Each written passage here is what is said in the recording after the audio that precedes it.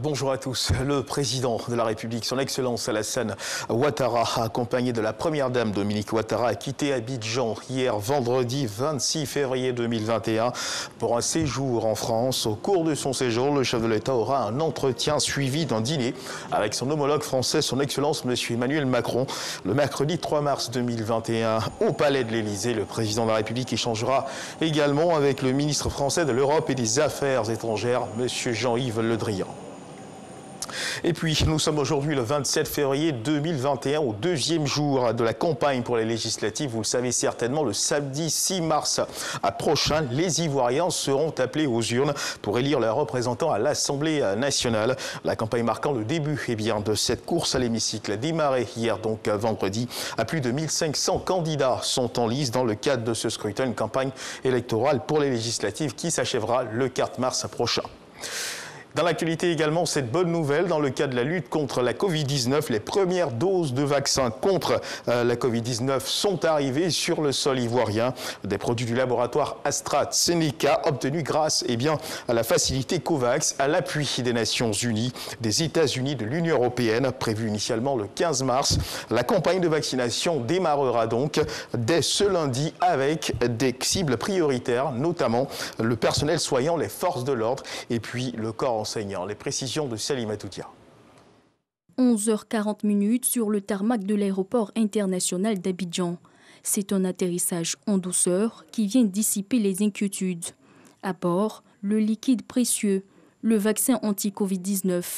504 000 doses conditionnées foulent ainsi le sol ivoirien sous les yeux des autorités. Cette lutte contre la pandémie doit se faire de façon démocratique. C'est la démocratisation de la lutte qui fait que nos pays ont droit au vaccin au même titre que les grands pays. Après un an de crise sanitaire de Covid-19, ces doses de vaccins en Côte d'Ivoire apparaissent comme une bouffée d'oxygène pour les populations. C'est une bonne nouvelle pour les Ivoiriens parce que nous serons parmi les premiers à être vaccinés en Afrique. Ainsi, le président de la République est conforme à la promesse qu'il avait faite en fin d'année 2020. Et voilà, les perspectives sont là pour les Ivoiriens. C'est une bonne chose. Une mesure de prévention de plus, car le vaccin est un moyen sûr de réduction de la transmission du virus. Être le deuxième pays en Afrique à le recevoir, le premier pays d'Afrique francophone, mais surtout le premier pays au monde à vacciner selon donc, le programme COVAX. On voudrait donc saluer les pays qui ont contribué 2 milliards d'euros qui ont été investis à ce jour. Au-delà de cela, la Côte d'Ivoire elle-même va investir sur ses fonds propres également pour acquérir d'autres vaccins afin de satisfaire les besoins de tous les Ivoiriens. Initialement prévue pour le 15 mars 2021, la campagne de vaccination débutera plus tôt, ce lundi 1er mars, au Parc des Sports de Treichville à 10 h, avec pour cible prioritaire le personnel soignant, le corps enseignant et les forces de l'ordre. Et dans l'actualité internationale, plus de 200 prisonniers sont encore activement recherchés par la police à la suite de leur évasion jeudi dernier, durant laquelle 25 personnes ont été tuées, dont le directeur de la prison située dans la capitale. Rappelons que sur les 1542 détenus de la prison située dans la banlieue de Port-au-Prince, plus de 400 détenus se sont évadés, comptant parmi les détenus morts à la suite de l'évasion le chef de gang Arnel Joseph, qui a été abattu lors d'un contrôle de police à 120 km au nord de la prison.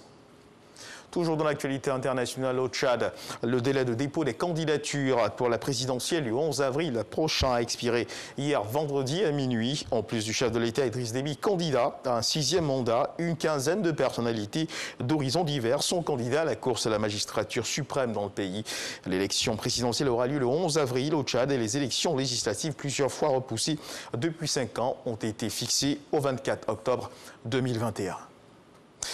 Les manifestations continuent en Birmanie contre le coup d'État militaire. La police birmane a tiré des balles en caoutchouc pour disperser des manifestants et procéder à de nouvelles interpellations lors d'un nouveau rassemblement à Rangoon pour demander le retour de la démocratie.